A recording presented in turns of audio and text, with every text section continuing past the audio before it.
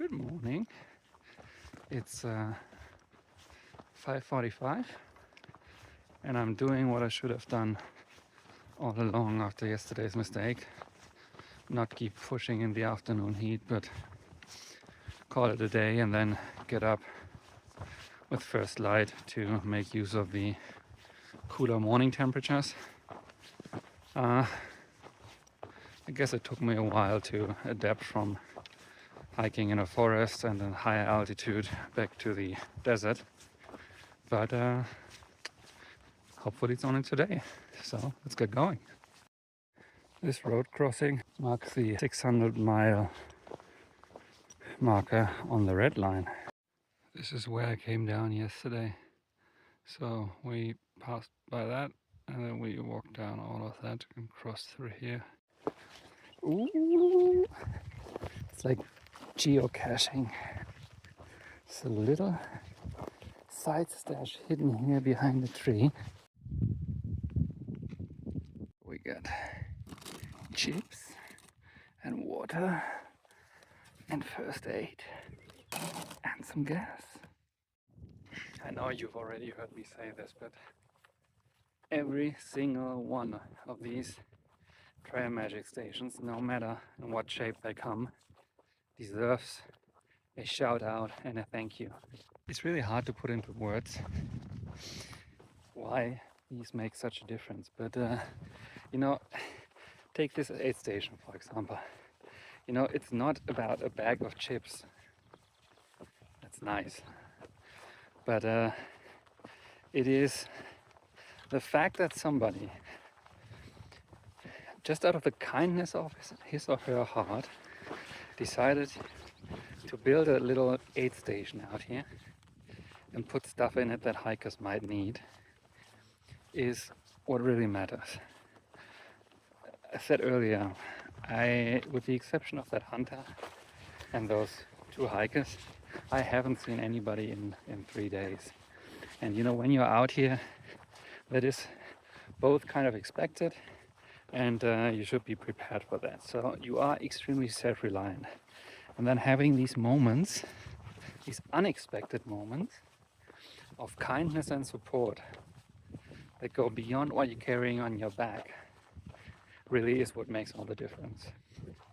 And of course, the things in those boxes can be also extremely helpful. I mean, there's, for example, toilet paper, there's gas, there's tampons, some first aid stuff, energy. So if you're, I don't know, getting your period out here, well, for me that's unlikely, but for other people, that might be extremely helpful.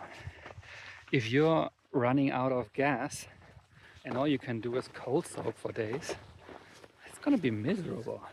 So yes, these things can be extremely helpful.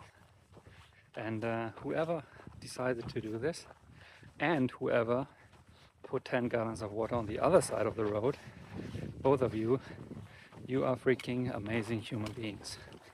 Thank you so much. And it's important to keep in mind that they are doing this out of their own pocket as well. So none of these people are getting paid for it. So since I left camp this morning, the trail has climbed a little bit higher up. And it's amazing how much of a difference just a few vertical meters do make on the landscape. So we've moved from primarily sand and dust to dust and rocks to primarily rock. And that's not only really nice on the feet, because they don't really get slathered in dust and sun so much, but it's also, the surrounding is really amazing because the rock that you have here is apparently very soft, so you have all these erosion sculptures that have been carved into the rock. Preference whether you want meat or veg? It doesn't matter. I guess meat. A purple little pig pin? I don't know. A blue one.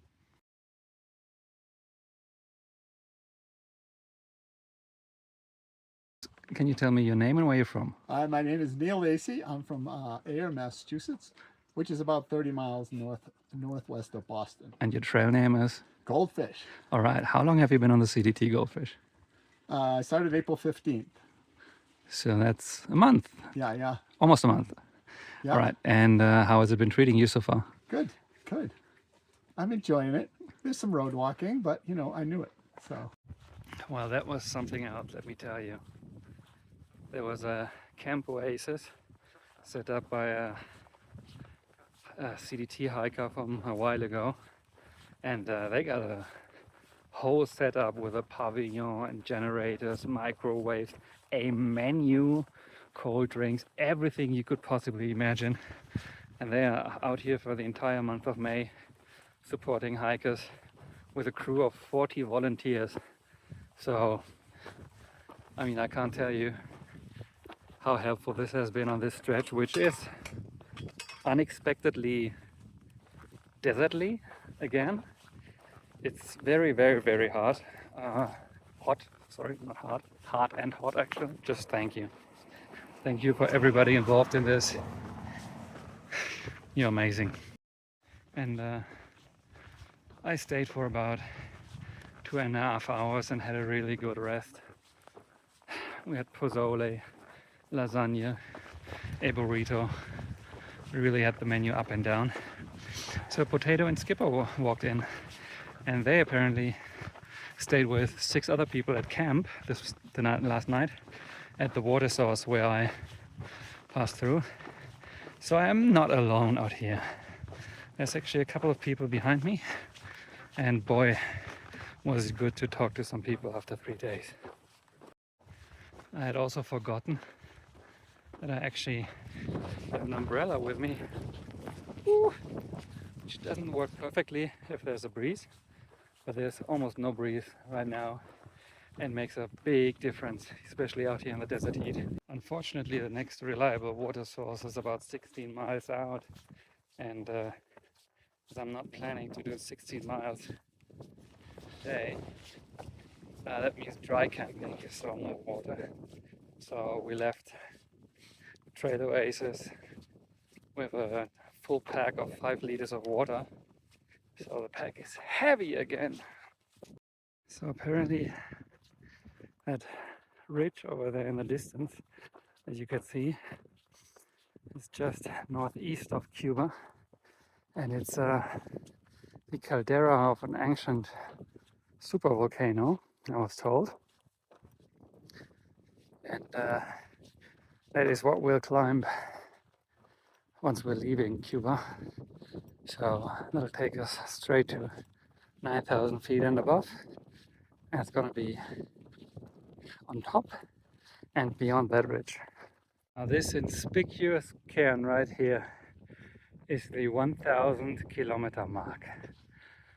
617.3 miles. Now I should probably add that these are official kilometers, not personal. I'm a little short of 1,000 due to, you know, alternates and skipping some parts and hitching. So, but since I'm not tracking, I don't really know how much I've done, but certainly less. But since it both doesn't matter and I don't really care, I'm still gonna celebrate it. So this is 1,000 kilometers according to the red line. It's funny, for a long time I haven't really thought about the big picture of this hike, as in, you know, the whole thing, or what's next month or in 2 months. 1,000 kilometers was the first time that I've actually done that. Before that is really, I mean, you're thinking about today, maybe tomorrow, and in a very good day you think about the next section or the next town. So in that way it's really just a whole bunch of section hikes tied together. But 1,000 kilometers marks both about 20% of the trail, and it's also roughly the northwest extent of Germany. So I've hiked once through Germany. So Andrea and Ola, in case you're wondering how long it takes to walk through Germany, it's exactly this long. Now the other thing is, one of the big advantages of going noble, so from south to north, is that New Mexico is a comparably flat state. So if you deduct from the distances that you walk, it's actually fairly easy walking. So if you start in the north, you have real significant climbs from day one. And New Mexico kind of gives you a gentle easing into hiking.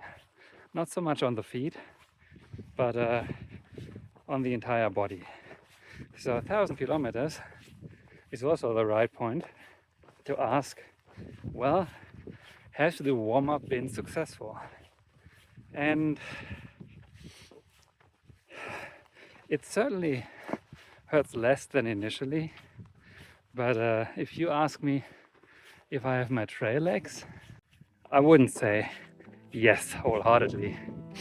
So we're certainly getting there, but I think it'll take another 2, 3, maybe 4 weeks to really have the entire body adjusted to all-day hiking under load without causing fatigue, exhaustion, pain here and there.